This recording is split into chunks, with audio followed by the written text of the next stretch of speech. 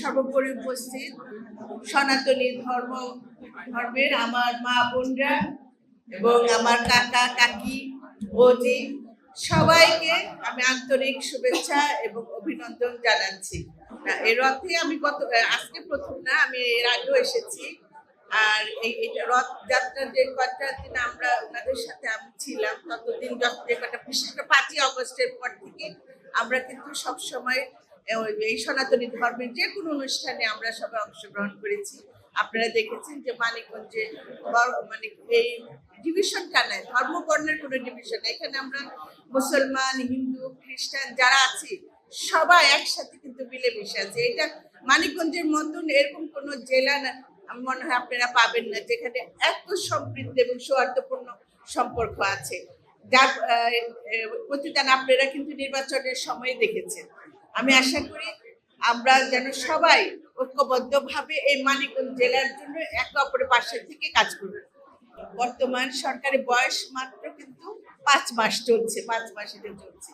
এই 5 মাসের মধ্যে কিন্তু আমাদের মাননীয় প্রধানমন্ত্রী জনাব তারেক রহমান প্রত্যেকটা মানুষের জন্য ধর্মবর্ণের ঊর্ধ্বে থেকে প্রত্যেকটা মানুষের জীবনযাপন যাতে সহজ হয়, তারা যেন শান্তিতে থাকতে পারেন, তাদের জীবন যেন সেই শান্তিতে ঘুমাতে পারেন ঘরে, সেই প্রত্যেকটা ক্ষেত্রে কিন্তু লক্ষ্য রাখছেন। যার পরিণতি আপনি দেখেছেন যে আমরা এই 5 মাসে মন্দিরের জন্য প্রায় 35টা মন্দিরের অনুদান কিন্তু অলরেডি আমরা দিয়েছি এবং আগামীতে আর অনুদান আসবে। 250টা মন্দিরের উন্নয়ন কাজ হবে এবং মানিকগঞ্জ এবং সাটুরিয়া এই 2 জায়গায় 2টা মডেল শ্মশান মন্দির হবে প্লাস শ্মশান ঘাট হবে। যেটা আমি দেখেছি যে যেখানে যাচ্ছি সেখানে একটা কথা বলা হচ্ছে আমাদের কোনো শ্মশান নেই, সেইটা বিবেচনা রেখে আমরা সাটুরিয়াতে একটা আর এই মানিকগঞ্জে একটা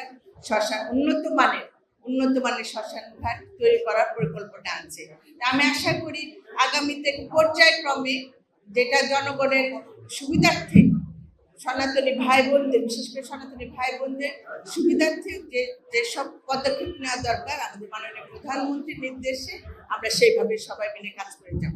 বিশেষ করে আমাদের প্রবাসী ভাই বোন যারা আছে, যারা যোদ্ধা হিসাবে পরিচিত, তাদের জন্য আমরা বিভিন্ন পদক্ষেপ নিচ্ছি। তাদের যাতে টিকিট ভাড়াটা কমিয়ে দেওয়া যায়, আগে তারপর তারা যখন দেশে আসে তারা যেন কোনো হয়রানির শিকার না হয় এবং বিভিন্ন জায়গায় টিকিটের যাতে তাদের কোনো সমস্যা না হয়, এইভাবে বিভিন্ন পদক্ষেপ আমরা নিচ্ছি।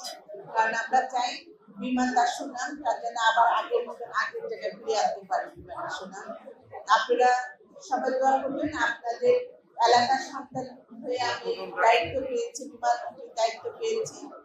আমার এই যতদিন আমি আমার এই কর্মদিবসের মধ্যে থাকি, আমি যেন আমার সততা আদর্শ নিয়ে এই প্রতিষ্ঠানটাকে, যে প্রতিষ্ঠানের দায়িত্ব মাননীয় প্রধানমন্ত্রী আমাকে দিয়েছেন, আমি যেন তার সেই আস্থা বিশ্বাস অর্জন করতে পারি এবং আপনাদের এই মানিকগঞ্জ মানুষের যাতে সম্মানটা রক্ষা করতে পারি। মানিকগঞ্জে এই পর্যন্ত আমরা যা সনাতনী ধর্মের যারা আছেন তারা কিন্তু আমি মানে দীর্ঘ 17 বছরে আমি দেখেছি আপনাদের কিন্তু কোনো কাজই হয় না। একটা মন্দির, ভালো মন্দির হয়েছে না, আপনাদের শ্মশান আছে, যেখানেই গেছি সেখানে একই প্রবলেম। আপনারা দোয়া করেন আমি যেন আপনাদের সেই স্বপ্নগুলি পূরণ করতে পারি। আর আমাদের মাননীয় প্রধানমন্ত্রী জনাব তারেক রহমান আপনাদের প্রত্যেকটা কাজ যাতে ভালো মতন হয়, যে আপনাদের রথযাত্রা যাতে ভালো মতন হয় সেই জন্য কিন্তু অলরেডি আমাদের কিন্তু নোটিশ সার্ভ করে দেওয়া হয়েছে এবং দলের প্রত্যেকটা ছেলেপেলেকে বলা হয়েছে তারা স্বেচ্ছাসেবকের ভূমিকায় থাকবে। আপনাদের যাতে কিন্তু মাত্র অসুবিধা না হয়, তাহলে আপনারা চিন্তা করে দেখেন এইরকম আশ্বস্ত জায়গা কি কখনো আপনারা পেয়েছেন? কখনো পান নাই।